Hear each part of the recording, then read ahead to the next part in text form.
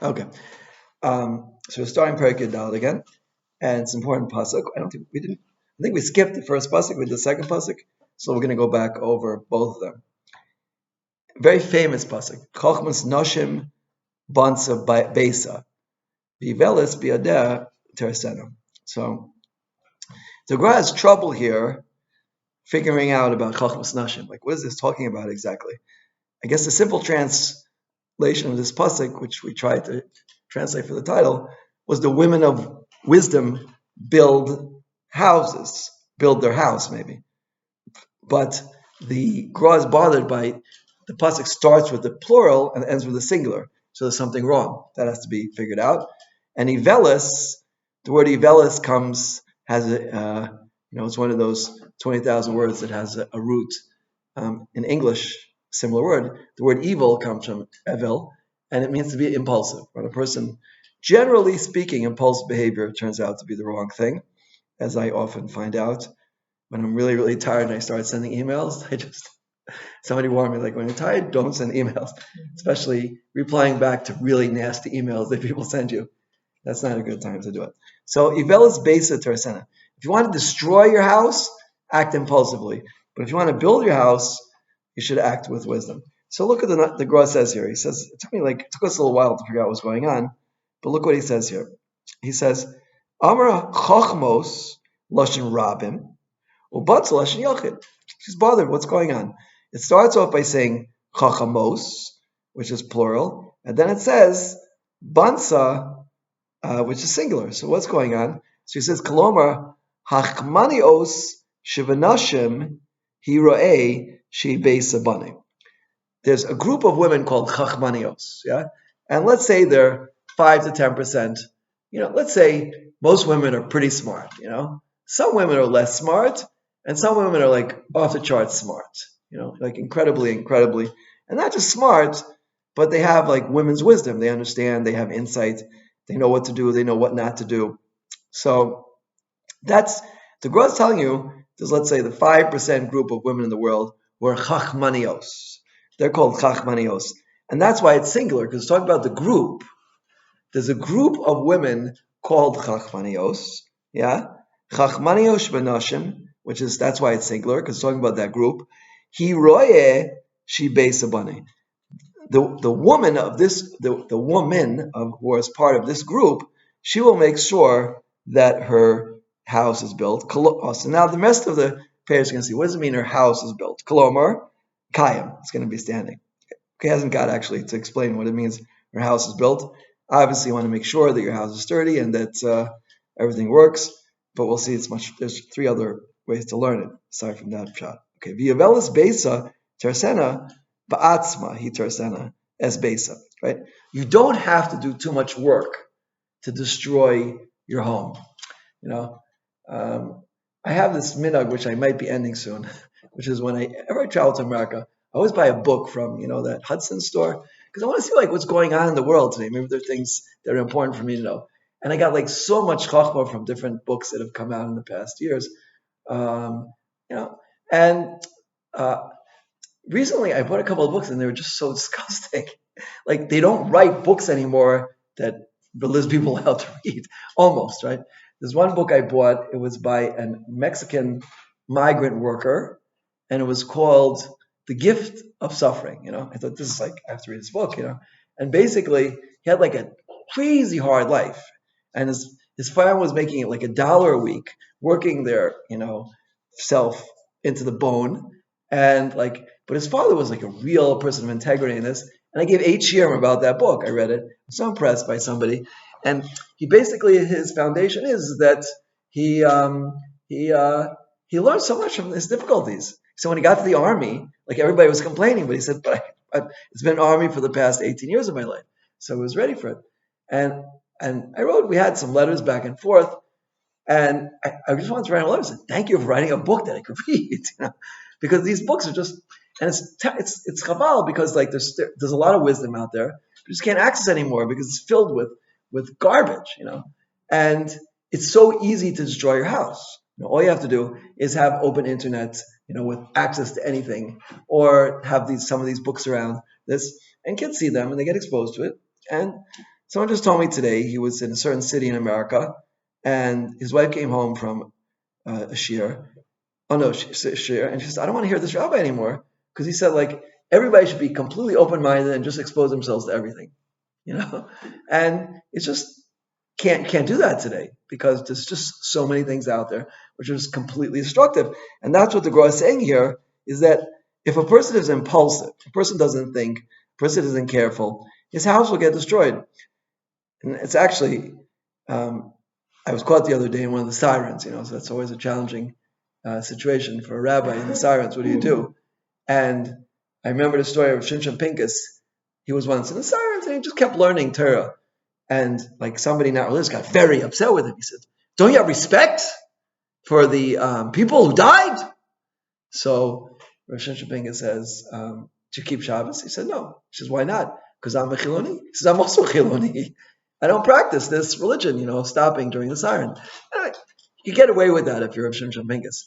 But the point is like this. The point is, Rav Shimshon Pincus used to say that if you expose yourself to everything, there's a lot of like subtle things come into your home through the media and through books and through things that even if it's not directly but indirectly you're exposing yourself to things. So this is what the Gemara is saying here. It's really easy to destroy your house. Now, if you have a very strong home, you can open it up to outside things, and it won't, and your house will be even stronger. I know many gedolim, who expose their children to literature and to art and to music and things like that because they have a very strong home and they know this is what you could do, this is what you can't do, this is a problem, this is not a problem. If you give very clear boundaries and structure, then it could help your house, right? But if you open your house to everything, that's the Gemara saying, then you'll basically destroy your house, and especially the attribute of being impulsive, right? Because without thinking, we have to know the hashkaf rishon a person has is usually the Yetzer Hara. Usually the first input, so the Yetzer Hara. If you go with that, then you're going to be led through life by the Yetzer Hara. So this is what the Gemara is saying here. So now he's going to explain. Ba'inyan. Shekvar ksafti lamal. I already wrote this, says the Gemara. She'etz lasdikam olam hazehu nevei. What's a nevei? Nevei is a habitation. It means a temporary dwelling. This is not my main place that I am. The Iker HaBayis, right? The Iker is his house. Shalom Olam Haba, right? Like the Chavetz Chaim said, when someone asked him, like, you live in this little house with a little table and little chairs, he said, why don't you have anything? He said, I'm traveling, also traveling. The Chavetz Chaim lived his life like he was traveling. This world, it's a corridor. So it's not the bias. The bias is an Olam Haba, right? So Kmo Shamar Chazal, L'charvei Beischa, L'yasuv Eish B'zicha, right? If you don't work on your Olam Haba, you're destroying your home. V'neshama nikra isha. So aside from the Pashup Shah and the Pasuk, which is talking about women, it's also referring to the neshama, which is called an isha, kamosh kas bazar chalish rus. Whenever the Psalm HaMelech talks about isha, it's also referring to the neshama. U'makoma rishon u'ba'olam haba. That's really where it should be.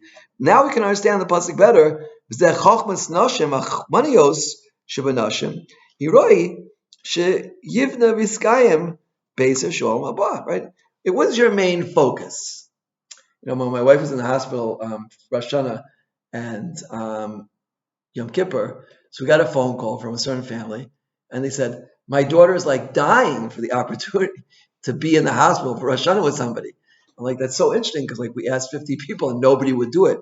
And this girl's calling me up and begging us to do it. A chesed opportunity. She's like, I just love chesed, And there's a person, chas v'shalom, everybody else had such good cheshbonos, to davening and to be a hospital. Right? It's actually quite a good place to be on Rosh Hashanah, when you say things. But like to really think, every decision you make, right?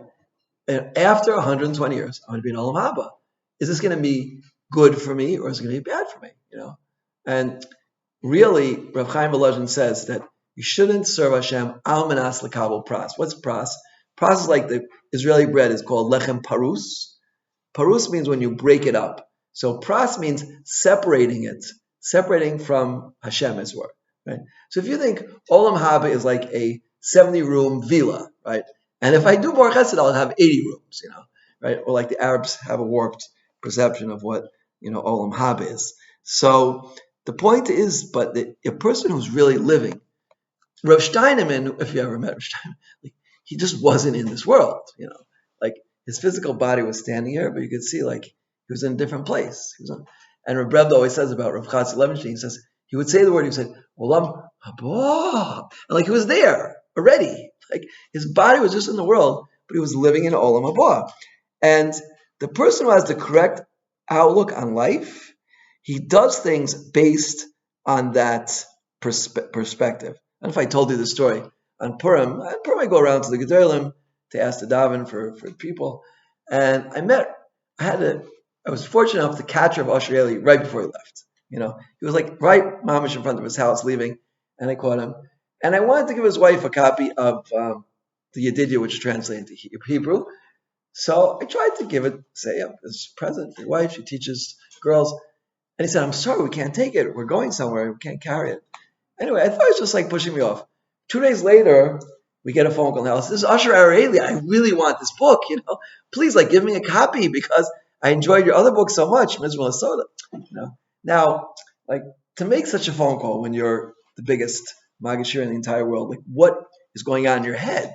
There was a young boy whose father was Nifter, a family of 7 people. His father was Nifter, and happened to be their name was Arieli. I don't know if you know this family. But Bekitzer, here's the oldest child, who was like 11 or 12. And Rav Asher said, he comes to the house to pay Shiva. He says, we're family. Right? As far as I know, like nothing to do with them. He says, we're family. You're going to come on Yom Noraim and daven right next to me in the mirror, to this little boy. Right? I remember, because when my daughter used to live in Hashko, we were together on Shabbos. I said, maybe you get me some protexia to your Usher. He says, maybe I could get, we're like this, But Rav Asher, like, he's incredible, right? He doesn't waste one single second. I saw him once 5 minutes at a bris, just like talking to his mother. You could see somebody standing in front of Hashem. And so he's spending his time calling up people about the books that they have, or, going to visit, Yisomim. And the reason is because everything he does is just Olam haba. Like what's really important? What's really important is to make other people happy, especially Yisomim. So this is the Chachmas Nashim Bana Beisa. Like every decision they're making, they're thinking, what is giving Hashem the maximum nachas in this world? And that's how they make their decisions, right? Not on their whim or their feelings, or certainly not to be impulsive. These are things that don't get into their mind. Only one thing is that. That's the first shot, right? He says, and of course, then Vavelis Beisa Tarsena, right? The impulsivity destroys it. B'shtei yadeh kaf schus v'kaf chov, right? Mitzvahs aseh v'mitzvahs lo taseh biyadeh, right? When we talk about biyadeh Tarsena, he's using constantly the wrong hands. Dan l'kaf chov, don't do mitzvahs. They're using the hands for all the wrong purposes. Bazu Taras is basic. That's how he's drawing his house, right? Yadeh says the gross nefesh bahamias. Kishaosim maseh shu tavani kasani shem yamin small lo tirtz lo tinach. The gross spoken about this many times throughout the Sefer. Kasani is the side, what he calls the male side of the Yetzer Hara, which is raw and mirma, deception and evil, right?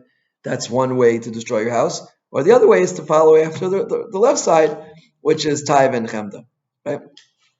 So all the time being pulled after that. And that's a level of impulsivity, because unless you think, right, if you just go after how you feel, what you want. Remember, I was once talking to somebody, and he was very, very involved with the world of things that I was supposed to be involved with. And I asked him about it. He was a nice person. He said, like, that's who I am. What do you want me to do? He wasn't a religious person. He said, I'm just like pulled in that direction. So that's what I do, and that's, at least according to a Torah perspective, that's called impulsive, because the Torah is mechadish. You can decide what you want to do with your life. It's not, you're not being pulled. We have free choice. Okay. Even though my wife told me just today they made a law that you can't daven in Tel Aviv now with a mechitza. It's illegal. If you make a tefillah in a public area, you can't put up a mechitza. It's illegal, officially illegal. So some people they think that they have free choice. The free choice is we want everyone to be together. Or Shimshon Pincus, when I was by his house once, he said, People think that the mechitza separates men and women, but it brings them closer. Yeah, the mechitza brings them closer. It's like a pot. You want to heat up some water for tea. You can't just put it on the fire. You put it in a pot and you heat it up, right? You can't have men and women davening and shul together. They'll just talk and they won't think about the davening. So you put them separate and then you bring them together closer, right? So, but that's outlook, which is a twist, right? You need to have like a certain level of seichel for that. Okay. Anyway, that's the first pshat. That's the first prat, and that is if you follow after impulsivity and olam hazeh, then you'll destroy your home. But if you use your wisdom, if you're from the nashim chachmanios, you'll build your home. So that's the first prat. The second prat is chachmas nashim. Atzasi takom v'kol chavatzti ase. Everything, all my eitzes, all my advice worked, and my desires happened. Right? And it's a puzzle. Okay, so the question on this pasuk is Hashem tzvakos yotzu miyefer. Right? Hashem decides everything.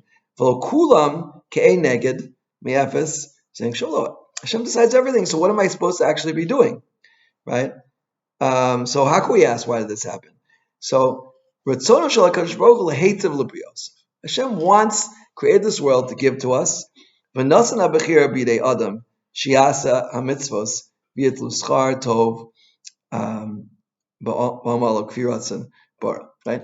I happened to have the good fortune, was it yesterday or 2 days ago? I was walking the street and someone said, "Oh, that's Rav David Kohen walking," right? And he looked like very majestic. So I stopped the car, jumped out of the car and like ran after him. And he was going for a walk. I caught him and like we walked around Yerushalayim a little bit. And I asked him like all these very, very darkistic questions and about good and bad and evil. And he gave me some very interesting answers. But the point is like this. In the end of the day, there is a nakuda of free choice, even though it's very dark. It's very, how do we say dark? It's very fine, right, with our free choices. Because it's true, we are products of our environment and the way we're brought up and the way we're educated and who our parents were and who our friends are. We are very influenced. We are certainly a certain product of our environment. But there's always that, what Reb Dessler calls, that point of free choice that we have, and we have to try X. And for that point of free choice, then that's what we get rewarded for. Actually, I had a chiddush over Pesach I want to share with you. I thought it was like one of the most amazing things that Hashem ever popped into my head, is that in Hebrew, the what's called the shaychut, the possessive, is with a yud, right? Sheli, beiti, ishti, bali. Why is it with a yud? Because, and I just bought the sefer today. Someone, I have it here with me. There's a sefer called Asar Nisyonos. And it's based on the Yisod of Chazal that everyone has the 10 Nisyonos of Avraham Avinu, right? And those 10 Nisyonos, that's who we are, right? The reason the Yud is possessive is because you are your Nisyonos that you go through, right? Many things in life are very much based on your environment, right? But who we really are, who is Avraham Avinu?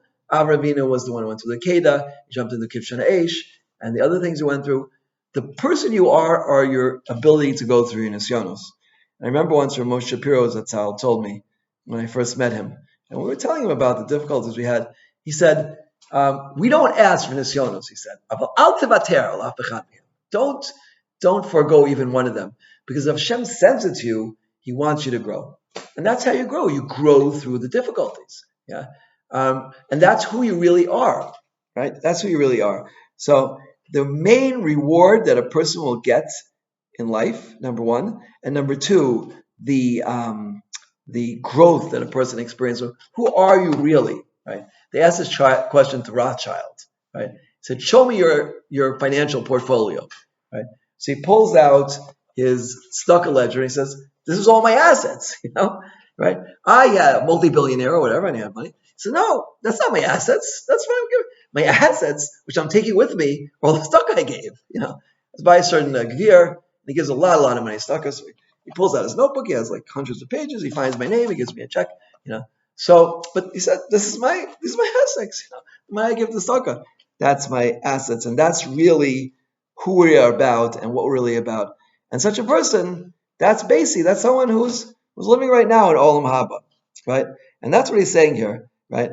That if you go with the Ratzon of Hashem, and that He wants to give schar to us, and you facilitate that, right? Pol Adam Yishlamo, V'al Zeh Amar Atzasi Takum.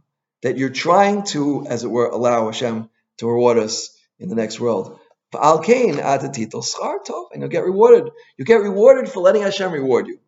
V'im yechter also Kadosh Baruch Hu v'noser pam shenis, right? Pam v'shlosh im gava, right? If you keep following Yetzer Hara, then part of the bad that you're doing is you're not allowing Hashem to reward you. Right? You're taking that satisfaction away from HaKadosh Baruch Hu. So that's part of the Avera. Achi taken ma shetziva v'nosen oso b'gehenem. That's unfortunately we have to go. Ta'avimenu eschunas v'zat sasi takum. Right? Alachilak beino bein oso shayet tov mitchila. The person who's good from the beginning, gam kein kayim la'olam haba. His body will exist in the next world, and he'll get rewarded for that. But the person who needs to be fixed up through Gehenim, so he loses his body, and I don't know exactly how it's going to work out.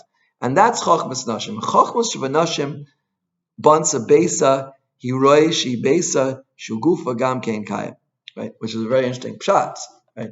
Everyone is going to get Olam Haba in the end, it seems, unless the person is really, really Rasha. But even the person who has to go through Gehenim is going to get Olam Haba in the end. But he won't have the body, right? The physical, and it won't be physical. Someone told me an incredible thing from the Rizal. When Moshe Rabbeinu came down from Har Sinai, I think I told you this, Karen or Panav, his head was just light. Right? You couldn't see a physical head. You just saw a light. That's why I had to cover it. It was just like an aura of light, because when Adam Rishon was created, right, the Zohar says it went from or to or. When he did the transgression, it went from or with an aleph to or with an ayin. So his body went from being just an orb of light to being skin and bones, right? But it seems like when a person does mitzvahs properly, he is what's the right word? He's vitalizing his body, and that he'll be becoming in the next world. So the Gemara is saying, whether you do mitzvahs, whether you do averas, in the end it's going to be pretty much the same. Through the punishment, you'll also get what's coming to. It's just you won't have it won't be connected to you. That's the idea of having your body, right? If you were a tzaddik or a tzaddikis in this world, you'll feel like you earned the reward. And this is the idea. It's a very tricky point. The Ramchal says that, why didn't Hashem just give us Olam Haba straight, right? It's because He wants us to feel like we earned it. So give us the feeling that we earned it. Give that too. He says, no, there's a special feeling, I remember like when we were 6 years old, we set up a lemonade stand and you're selling for 10 cents, cups of lemonade, and then you get money and you buy some roller skates. You feel good. You feel much more connected to those roller skates, which my wife afterwards threw away because I used to use them at weddings. Okay, anyway, different story. But the point is that whatever you earn through your own actions, so you feel connected to. So that is the big mile of being a tzaddik in this world. That's what he says. And that's the besa, that use your body will be kaim. Aval avelis b'yadei terasena, a person who just acts impulsively and doesn't do Hashem's mitzvahs, he'll get purified through olam haba, right? He won't have the body. So we said three pshatim basically. Either besa means olam haba, right? Or we said maybe it was only two pshatim. The second pshat is besa is your body, right? Is your body, and in the next world, right? If a person lives his life with chachma, how to deal with life in the way that Hashem has shown us, then he'll have his body next year. He'll feel connected to the schar. Right? He'll feel connected to the schar. I spoke over Pesach. I was rabbi in a hotel. I speak many times. So I gave one shir, and I mentioned the story about Rosh Shlomo Zalman, how by his funeral he didn't ask forgiveness. He said because my wife and I, we never had a fight. Yeah, we never argued about anything. So there was a bacher there from Kol Torah. He said in the yeshiva they tell the story differently. He said that he didn't. He said they'd had some fights, arguments, whatever you want to call it, or some disagreement. They didn't agree on everything. He said, but it was always very easy to resolve them because Rosh Hashanah said we just did everything according to what Torah says. Right? You say this, I say this. Was the Torah say that we do that? So if you follow the Torah, you'll have a perfect life. Yeah. Every single question you could possibly have, right? And believe me, like I thought of some of the most interesting ones. I was in America now, and someone asked me, "What's the halacha of elephant coffee?" Do you know about this? Ivory coffee, right? You know about it? Talk about it in the share. Oh, the share, right? Yeah. So apparently, for only $2,500 a kilo, You could buy this coffee, which is made from beans that elephants eat, and it passes through the digestive system, and apparently that takes off the bitterness of the coffee. So you have this like really good tasting coffee. It's only $2,500 a kilo, $50 a cup you can get, right? So like, why would anybody want to drink this? You're asking a good question. Apparently, it's like high end, risque, like really fancy coffee. But so someone asked me, "You're allowed to drink this?" I go to these fancy meetings. They offer me this coffee, and I went into it. You're not allowed to drink it because it's yotzim tummy animal. It comes from elephants, right? Okay, so but it's good you asked the question, because it's trade. You're not allowed to drink it, right? But like, is that what you want? That's what you're looking for in life? Elephant coffee. I remember once I was in New York and I was meeting with my aunt, and she took me to what's it called? Place called Mendy's, right? Mendy's, and they had buffalo burgers, And I'm like, I'm gonna get to Olam but they're gonna ask me, did you eat buffalo burgers? The stipend used to eat once a year. I used to eat every single food. He said, because they're gonna ask me. So I said, they're gonna ask me if I ate buffalo. I called him, my friend at OU, Rabbi Gordimer, and he said, yeah, you can eat buffalo burgers. So I had one. Okay, nothing so special. But the point is that how do you look at life, right? So you look at life that, I want to have a buffalo burger because like maybe it's a new pleasure, or was it ivory tusk coffee? Okay, who cares, But some people, like, that's what they live for. They had this new thing, and it was like 10 years ago in the taxis in New York. They constantly playing commercials, start because of course, you have the guy's attention. And they only had one commercial, only one person paid for a commercial. It was this restaurant that every 3 months they changed the season, they changed the wallpaper and everything. And I had to keep watching this over and over again. And I kept trying to turn it off, it kept coming on. And it costs I don't know, $200 just for a sick thing. But you have this ambiance and they keep changing. Okay, and one person told me I live to go to this restaurant like that. I'm waiting for the next season, so I go there. And I feel bad, I feel bad for this person, the Tzinik Shenishba. But a person who lives in Olam Haba, right, is that you could actually be there. You could have the pleasure of Olam Haba in this world, bliss, but you have to connect. And that's why I say all the time, we have a sitter here. Is that a sitter behind you? Right. I mean, we say it every day in Shema, and we're all rushing so much to do things of great importance, so we miss it. But we say it every day in Shema. When we get to it, we should just think about it for at least 3 seconds, right? When we say in Shema, we say, where is it here? And it says here at the end of the second paragraph, it says, Man Yirbu Yimeich Meich Al Dama Sher Nishba Hashem Lo Secha. It says on Kiyamei Hashemayim La'aretz.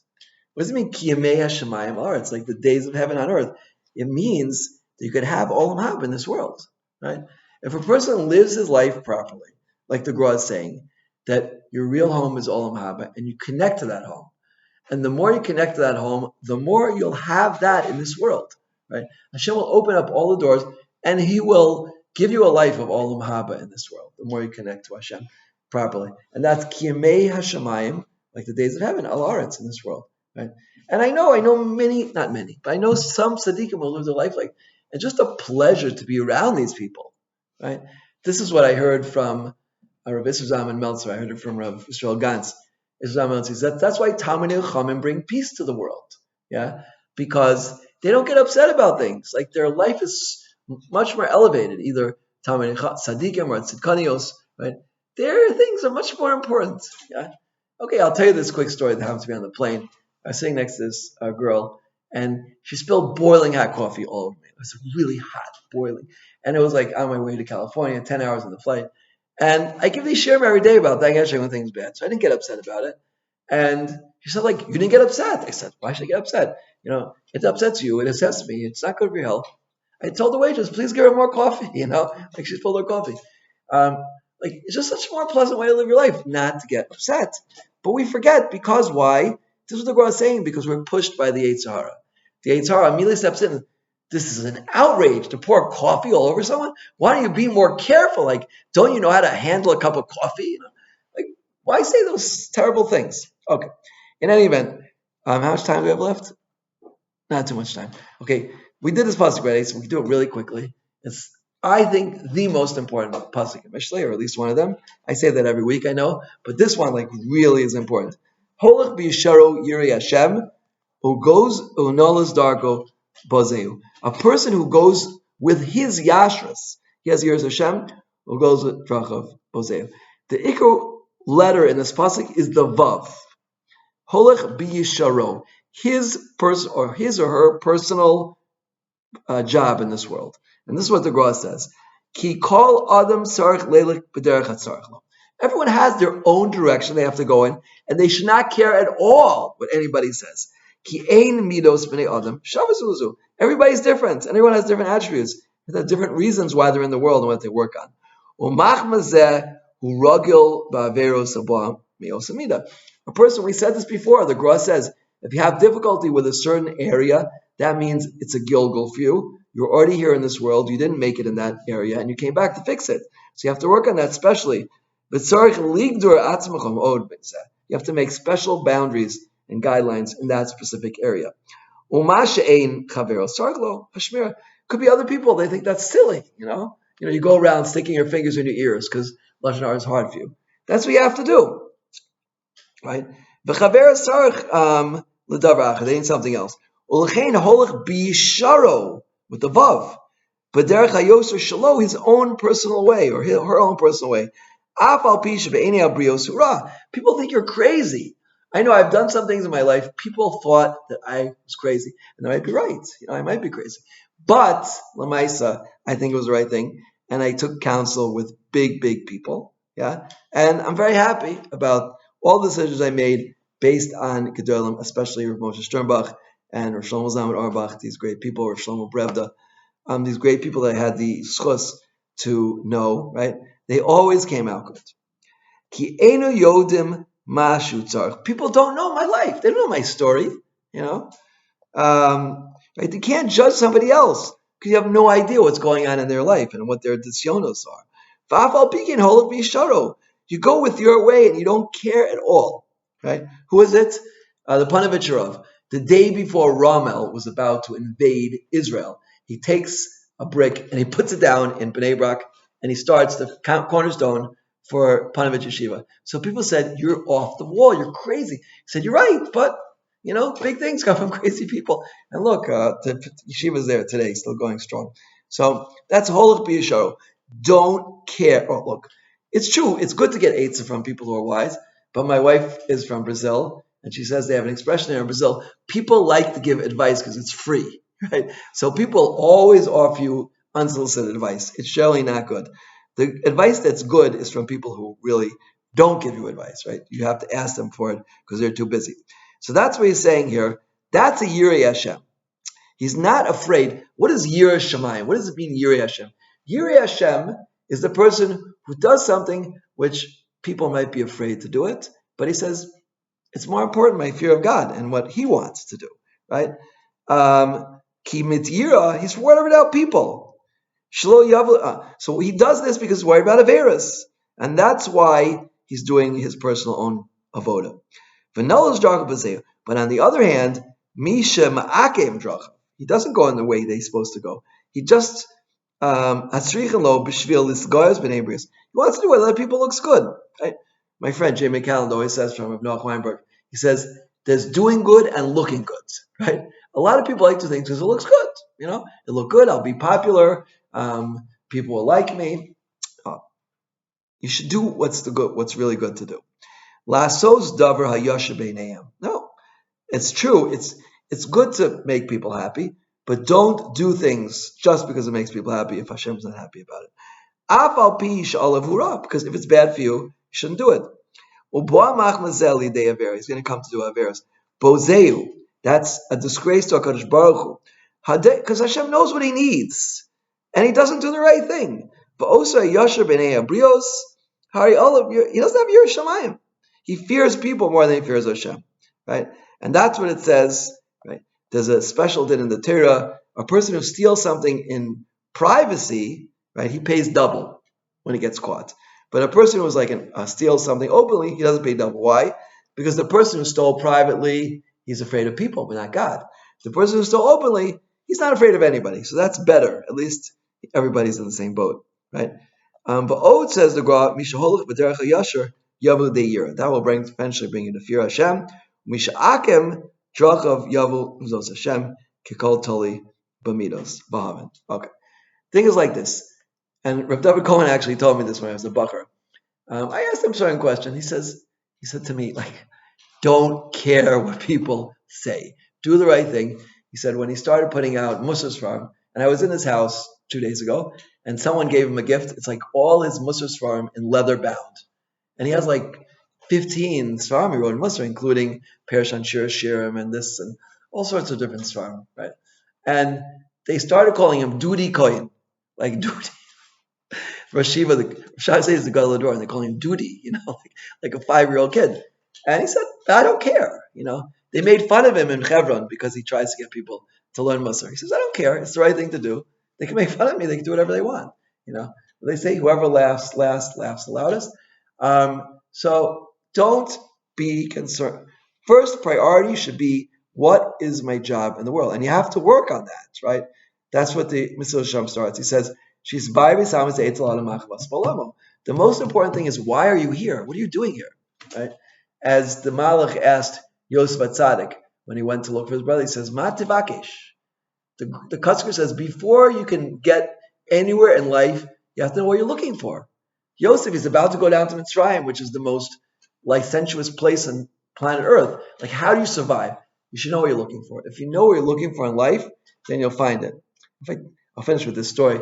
I was in America, like not this time, the last time. I get in a taxi. The guy doesn't know any English. He has no idea how to set up a GPS. And he gives it to me to set it up. I said, I don't know. I didn't realize he doesn't speak any English. He doesn't know. We're just like driving. I have no idea where we are. And so where are we going? He said, you set the GPS up. I said, don't. And I couldn't communicate with the guy. We stopped at a gas station. The guy set up the GPS. Finally, we got home. To my house, Baruch Hashem, I made Nates. But I'm like thinking, if you don't put a destination in, you just go nowhere, right? So if you know what you're doing in life and what you want to accomplish and where you want to get to, you'll get there, But if you have no idea where you're going, you'll get absolutely nowhere. You'll just be driving around Queens, not such good neighborhoods at 4 o'clock in the morning, and that's not the place to be. So that's why this pasuk is so critical. Holach b'yisharu yirei Hashem. Number one, know what you're supposed to be doing. And number two, do it. And then you'll be a very successful person. Try not to be too affected by what people say, and they'll definitely say things to you. They'll make fun of you. But again, remember, whoever laughs last laughs the loudest. In any event, everyone should have bracha, tzlacha, and siyata d'shmaya. And we're in a zman of Sfiras HaOmer now, so it's a really good time to work on these things. But this holach v'yishara, we learned about Chacham Nashim Bana Beisa. We said, feel like you're in Olam Haba now, right? And the job that we have to do as people, B'nai, what's a Ben Aliyah or a Bat Aliyah? Someone's going up. Where are you going up to? You're going up to being in a stage where you feel, like we said from the Siddur, Kimei Hashemayim Haaretz. You're living in Olam Haba right now. And you are. When you dive and you get to Shemona Esrei, you're in that Tzilas, which means you're in the highest plane of existence close to Hashem. You just have a physical body, right? But we are actually right now in this room. The Gra is here, right? I can feel he's here because he comes whenever you learn someone's Torah. They're here. The Gra is with us, and he's, and this is basically Olam Haba.